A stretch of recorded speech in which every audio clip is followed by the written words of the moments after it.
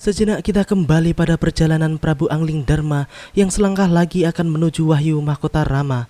Saat itu, sang Prabu pun semakin jauh meninggalkan Malwapati ke daerah Kulon, dan ia pun sampai pada gapura sebuah desa yang bernama Dukuh Randusari. Tiba-tiba, ia pun melihat seorang anak kecil yang berlari menghampirinya sambil berteriak-teriak meminta tolong. Anak itu pun langsung melompat ke atas kuda sang Prabu Angling Darma dan meminta pertolongan karena ayah dan pamannya dihajar oleh penjahat Kala Abang dan anak buahnya. Setelah itu, mereka berdua pun segera menuju tempat kejadian tersebut. Kenapa mereka? Mereka diajar Kala Abang dan anak buahnya. Kala Abang? Siapa mereka? Mereka penjahat. Di mana mereka? Di sana, Raden. Ayo. Di sebuah rumah berukuran cukup besar, tampak seorang ibu yang menjerit-jerit meminta tolong karena melihat keluarganya dibantai oleh Kala Abang dan anak buahnya. Sang ayah yang mencoba melawan pun justru mendapat celaka karena memang gerombolan tersebut bukan tandingannya.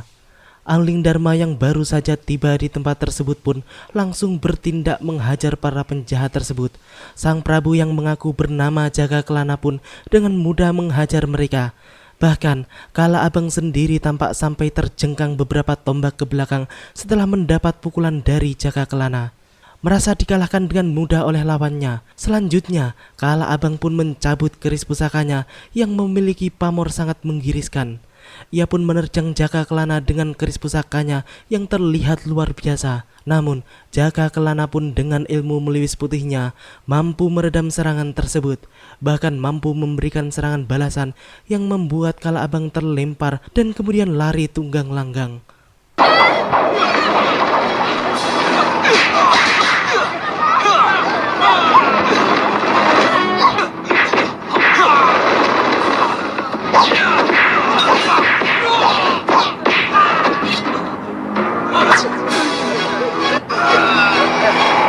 Bopo, dia Jaga Kelana.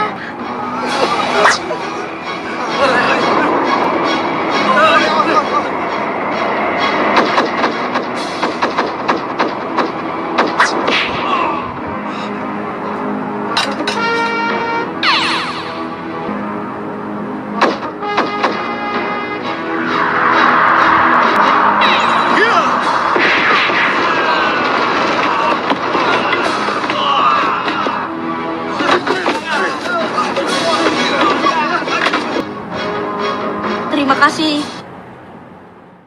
Di markasnya, Kala Abang pun melaporkan kekalahannya kepada Kala Ireng pimpinannya bahwa ia dikalahkan oleh seorang pendekar tangguh bernama Jaga Kelana, sehingga ia gagal melaksanakan tugasnya untuk membunuh Kamituo desa tersebut. Namun, Kala Ireng pun tak percaya bahwa satu orang saja mampu mengalahkan Kala Abang beserta para anak buahnya yang rata-rata berkepandaian lumayan tinggi. Semua! Dan kamu, kenapa kalah dengan pendekar Jaga Kelana itu? Tangga dia tidak pernah kita dengar namanya. Pendekar itu sangat kuat, Kang. Dia sangat... Ah! Di hari itu, Jaka Lendung, kekasih dari Galih, gadis anak Kamituo, pergi ke rumah calon mertuanya untuk mencari Galih yang menurut kabar bahwa kekasihnya tersebut sering pergi berdua dengan Jaga Kelana. Hal tersebut jelas membuatnya cemburu, sehingga ketika ia tidak menemukan Galih di rumahnya, ia pun tampak sangat kecewa.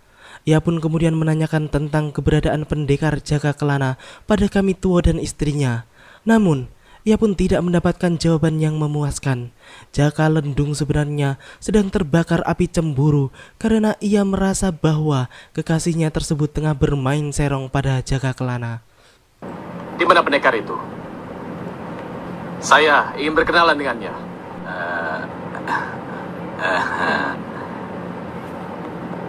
Di mana, Nyi? Tadi ada, cuma sekarang... Di sisi lain, Jaka Kelana pun ternyata sedang mengajari Galih dan Galah adiknya tentang ilmu kanuragan, sehingga setiap Galih pergi bersama Jaka Kelana itu berarti mereka sedang berlatih ilmu kanuragan. Ketika Jaka Lendung masih berada di kediaman orang tua Galih, Galih dan adiknya pun datang. Namun, Lendung pun tampak memarahinya karena tuduhannya yang sebenarnya sama sekali tidak benar.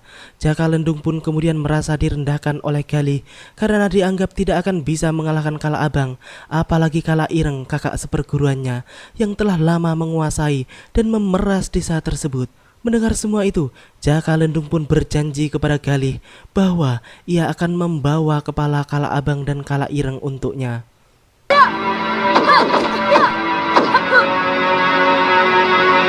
Galih, kalian cepat pulang, karena sudah ada yang menunggumu. Pergilah. Pekerjaan sudah selesai. Buat apa pendekar itu lama di sini? Aku dan pemuda di sini akan membantu. Kalau Kala Abang berani ke sini lagi, Kala Abang itu bukan lawanmu. aku ingin buktikan. Aku bisa seperti pendekar itu. Akan kubawa kepala Kala Ireng untukmu. Tunggu ya. Jaka Lendung pun kemudian langsung melaju bersama Lamborghini-nya untuk menyatroni markas Kala Ireng. Teriakan Galih yang mencegahnya pun sama sekali tak dihiraukannya. Semua itu demi harga dirinya. Angling Dharma yang baru sampai di tempat tersebut pun dimintai pertolongan oleh keluarga Galih supaya bisa mencegah kenekatan Jaka Lendung yang akan menyatroni langsung markas Kala Ireng. Ia pun kemudian langsung mencegat Lendung dan bertanya tentang tujuan Jaka Lendung. Jaka Lendung pun kemudian terlihat sangat marah karena ada yang menghalangi tujuannya yang sedang memperjuangkan harga dirinya tersebut. Jaka Kelana pun kemudian memperingatkan Jaka Lendung bahwa yang akan ia hadapi adalah bukan tandingannya, sehingga hal tersebut justru membuat Jaka Lendung tambah marah. Ia pun langsung menyerang Angling Dharma dengan keris andalannya. Namun hanya dengan beberapa gerakan saja, Jaka Kelana pun dengan mudah melumpuhkan Jaka Lendung yang kemudian langsung pingsan. Sampean mau kemana? Ke markas Kala Abang dan Kala Ireng. Aku ingin bantai mereka. Minggir. Mereka bukan tandinganmu. Hei, apa kamu pikir hanya kamu yang bisa melawan mereka, Kelana? Minggir! Ah! Hiya! Hiya!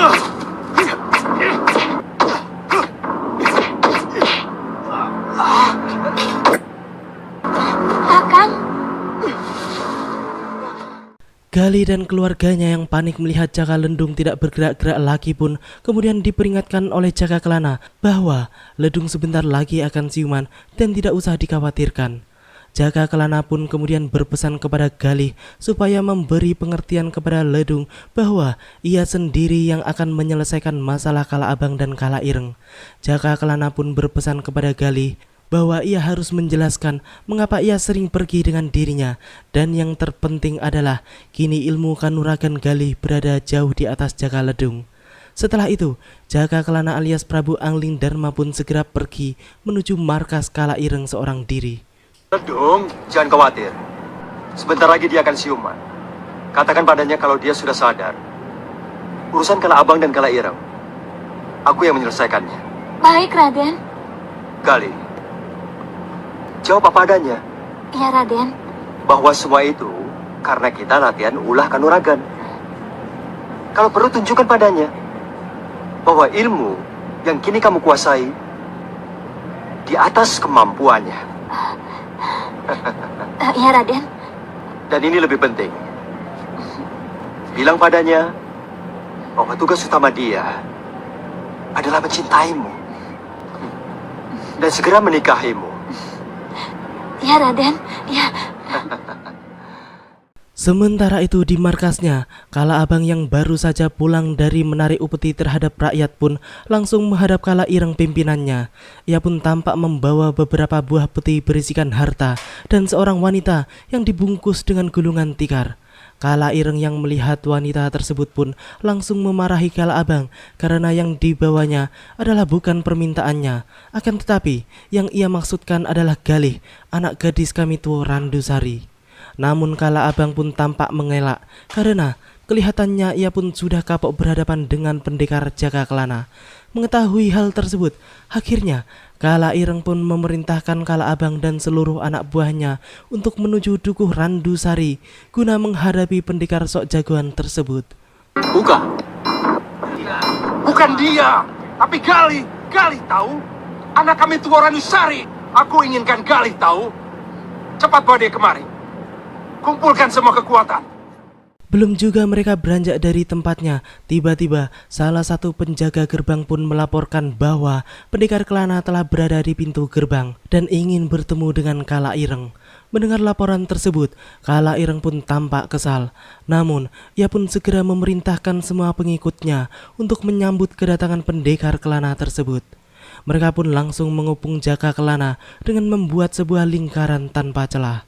Sang Prabu pun kemudian langsung memberitahukan tujuannya datang ke tempat itu kepada Kala Ireng bahwa ia ingin mengakhiri petualangan Kala Ireng yang sangat menyengsarakan rakyat. Kemudian sang Prabu pun memberikan dua pilihan kepada mereka bahwa mereka harus menyerah atau ingin pertumpahan darah terjadi di markas mereka sendiri. Yang mulia, Ada apa? pendekar Kelana di pintu gerbang yang mulia. Dia ingin bertemu dengan yang mulia. Ayo, kita hajar dia.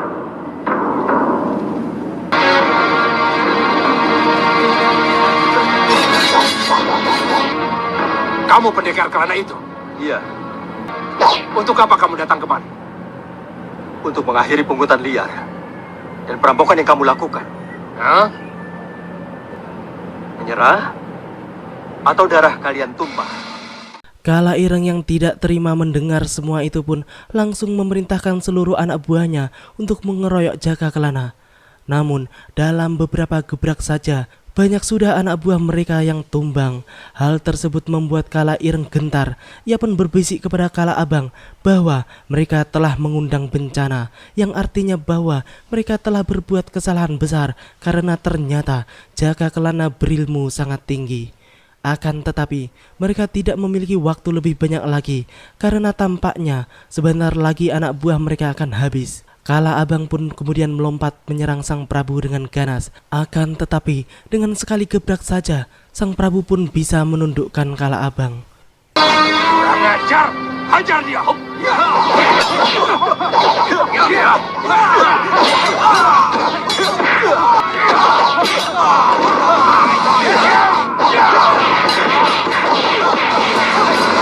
Kamu telah mengundang bencana, Kalabang.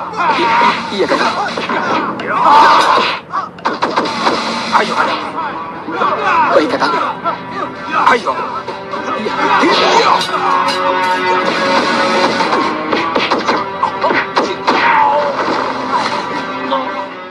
Sebenarnya Kala Ireng pun semakin gentar melihat kesaktian Jaka Kelana.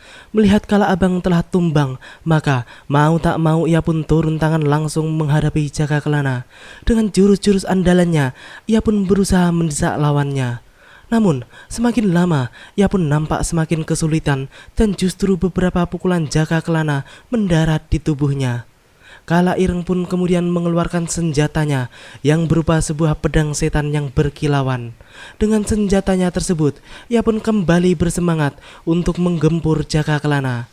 Namun, lagi-lagi Jaka Kelana dengan tenang menghadapi serangan-serangannya. Hingga kemudian pukulan tenaga dalam Jaka Kelana mampu menghancurkan pedang setan Kala Ireng. Dan pedang yang kemudian berubah menjadi kala jengking tersebut pun meledak dan hancur, sehingga membuat Kala Ireng terluka parah. Karena sejatinya di dalam pedangnya itulah sumber pusat kekuatannya berasal.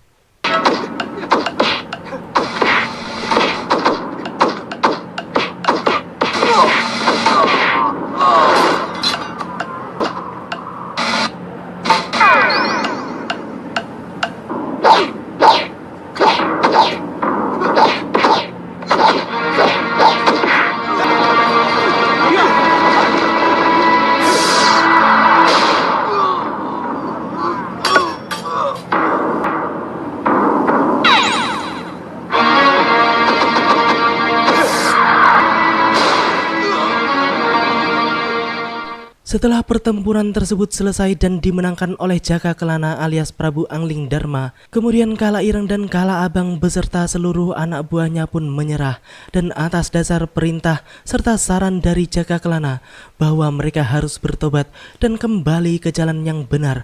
Akhirnya mereka semua pun menyanggupi saran dari pendekar Kelana tersebut untuk meninggalkan semua jalan kesesatan yang selama ini mereka lakukan.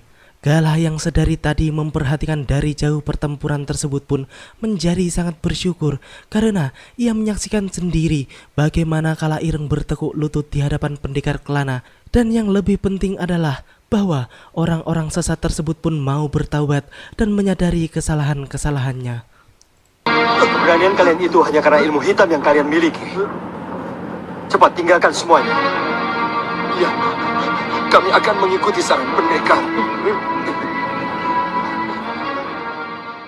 Galah pun kemudian menghampiri pendekar Kelana dan memberikan pujian tulusnya melihat sepak terjang sang pendekar yang begitu hebat dan bijaksana. Ia pun kemudian memanggil Jaga Kelana dengan nama Gusti Prabu Angling Dharma karena perasaannya mengatakan bahwa yang ada di hadapannya tersebut adalah Prabu Angling Dharma, Raja Malwapati. Angling Dharma pun kemudian berpesan kepada Galah bahwa ia harus menceritakan semua kejadian yang barusan dilihatnya kepada seluruh penduduk Dukuh Randusari agar mereka menjadi tenang, dan yang terpenting adalah mereka tidak akan diganggu lagi oleh gerombolan Kala Ireng ataupun Kala Abang. Sebelum pergi, sang Prabu pun kemudian memberikan hadiah berupa sebuah kalung kepada Galah sebagai kenang-kenangan. Dan percayalah, Dukuh kalian akan aman tentram sesudah kejadian ini. Terima kasih, Gusti Prabu. Gusti Prabu, Iya, Gusti Prabu Angling Dharma. dari mana kamu tahu kalau aku Angling Dharma? Saya tidak tahu, Gusti, tapi hati saya yang menyatakan itu. Kalau begitu, ceritakan kepada mereka kalau kamu telah menjadi sahabat Prabu Angling Dharma, rajamu. Baik, Gusti. Galah, aku punya kenang-kenangan. Pakailah.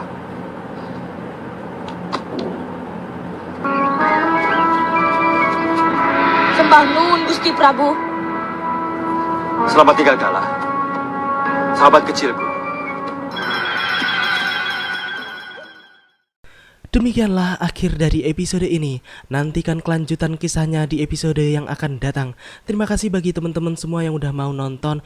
Jangan lupa subscribe dan share dan juga nyalakan notifnya. Wassalamualaikum warahmatullahi wabarakatuh dan salam anak 90-an.